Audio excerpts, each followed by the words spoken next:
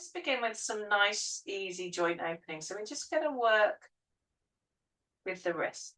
So just circling. Just encouraging the flow. Circling around.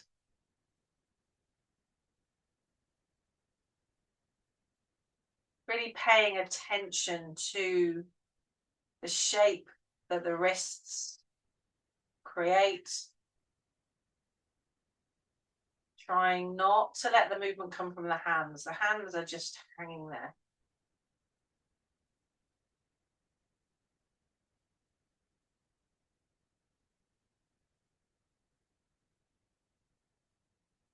And then change direction. So circling again.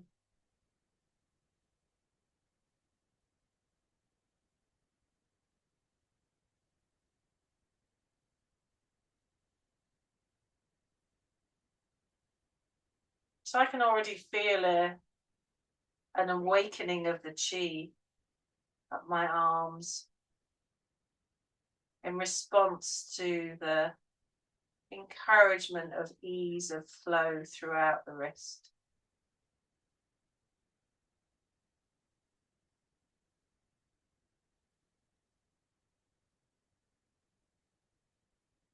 And just pausing,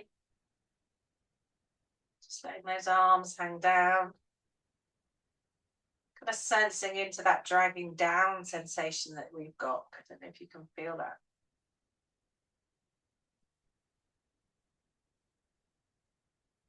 Bending the arms. So let the elbows be heading towards the floor. Just let the upper arm, don't kind of clamp it, but just let it just hang down against the body. And remember, we're going to circle. We've done this before. The fingers are like crayons painting on the ceiling, but it's not drawing with the hands. You want to move from the elbow joint. So if you're not sure it's coming from the elbow, you can do one arm at a time. Just feeling that movement within the elbow.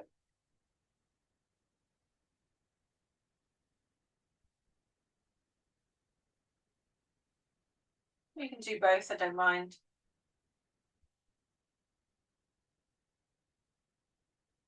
And then change direction, or if you've been doing one hand, just swap over and do the other arm. So my left elbow really doesn't want to play. It's definitely not a circle. It's more of a 50p piece. Interesting. So again, within the mindfulness, within the intent, as my left elbow isn't playing, I'm actually going to just work with the one elbow. Just see if my mindful attention being sent into that elbow, asking for a circle, helps improve the movement.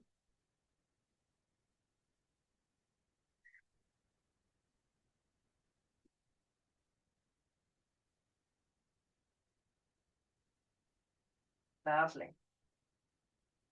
Just bringing that hand down.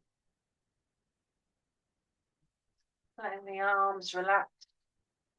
I can kind of feel the chi kind of spread upwards from the fingers, kind of heading towards the shoulders now. So just going to do really small bear rolls. And again, you've kind of got a pen drawing out either side. And we're going to just do little circles. So I'm going to be a bit more visible for you to see, but we're just going to come forwards. You're going to come up with the shoulders. You're going to go back. And then you're going to come back down. So try and make it a circle, but actually I want you to make it smaller. So I'm going to work smaller now. So one more with a bit more awareness visibly of what I'm doing. And then I'm going to make it smaller.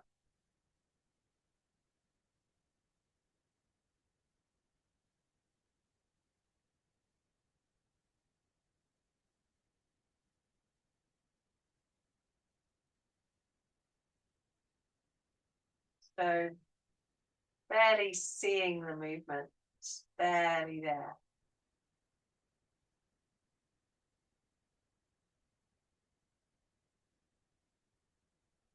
You're just going to pause. And then I want you to change directions. So going back, up, forwards, and down.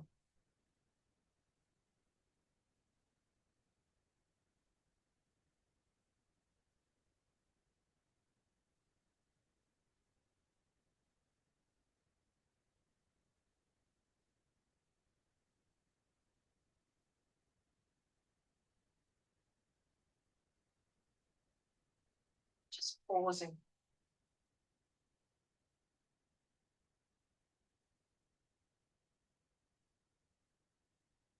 Your hands on your hips. And we're going to just circle at the waist. Now then, I kind of don't mind an open fist with this, but you might feel like you prefer a hand. And what I want you to be thinking is you're going around the back body in that circle, over the left hip, over the front of the body, and around to the other hip.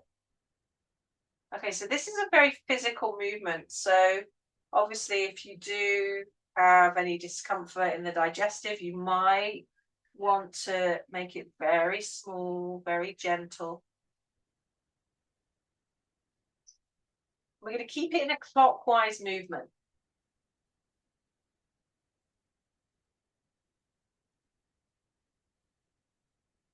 So I know for all of you, your intention is quite powerful. So this actually might be softer than doing it with the mind. So you just need to see what's best for you.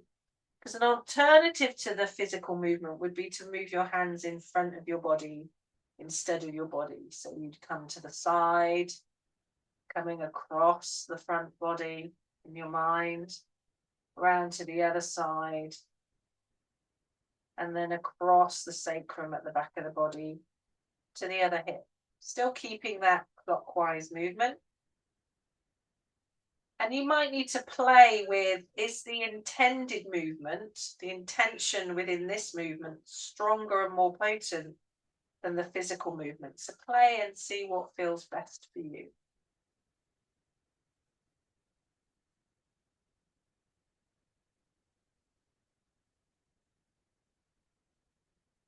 Just a couple more.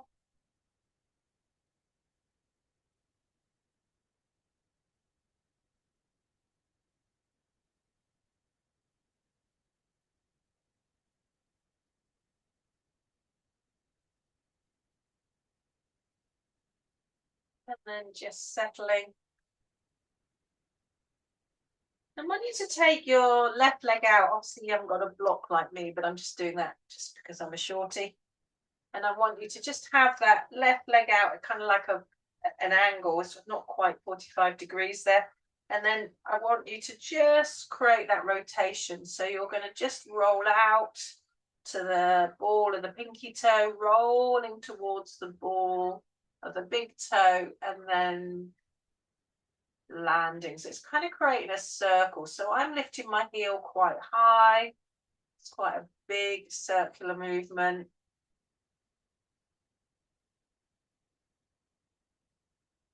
You can make it much smaller. It can again be very intentional circle, that intentional circle.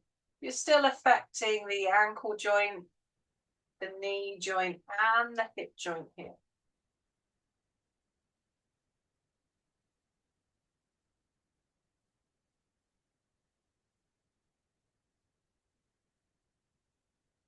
And we're staying in a clockwise direction.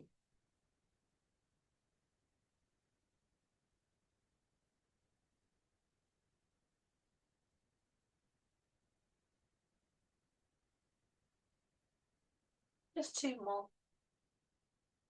Feeling that in the hip.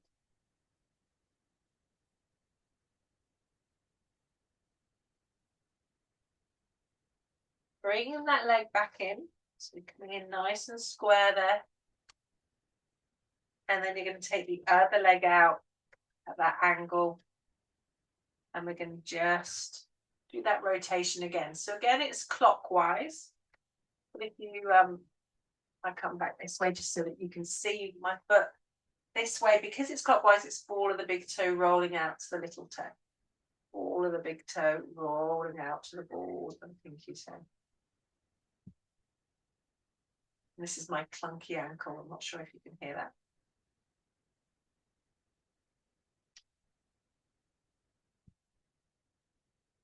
So if you feel concerned or mindful of the clunky clicks, you might want to just make that movement a little bit smaller, more intentional. See how my body can cope with that. If you're a melter, you might want to melt your feet first. See if that changes your clunk and your click. Oh, playing with that. Going to go a bit bigger. It's already changing. It's a little bit of a jaggediness there in my movement. So really be observant. Change direction. So you're going to go anti-clockwise now. So for this foot, it's pinky toe rolling to big toe now. Still working the bones, the feet, the ankle, the knee, and that hip socket. Nice and relaxed in the upper body. Are you all right there, Chris? Yeah. Okay. Just pause and breathe calmly if you need to. So we haven't Qigong for a while, and this is obviously joint opening, so it's inviting the flow, changing a movement of sediment. So just be gentle. Just 2 more on this foot. So we spiral down clockwise into earth, and now we're going to come anti-clockwise, bringing that chi from the earth back up to this lower dantian. So just last one for you. Coming back so that you're square. Taking that other foot back out, and we'll just anti-clockwise with this other foot. So with this one for anti-clockwise, all of the big toe rolling out to the pinky toe.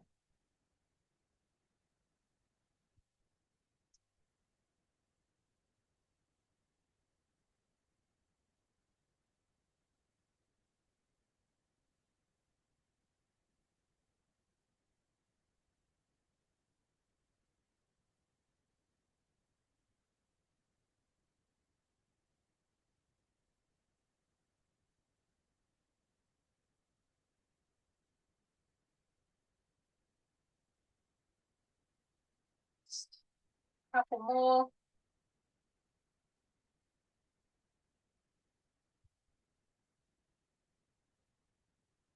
Really paying attention to the movement within the joints.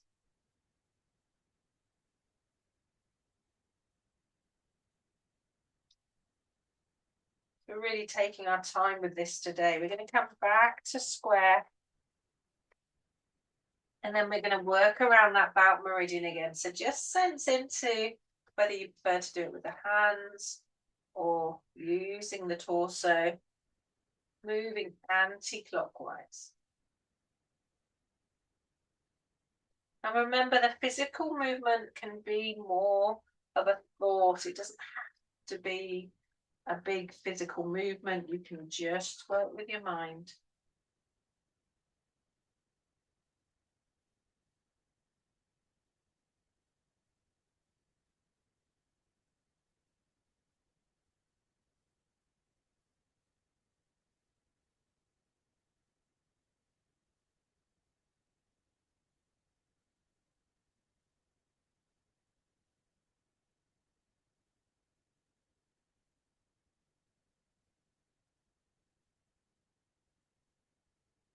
Just 3 more.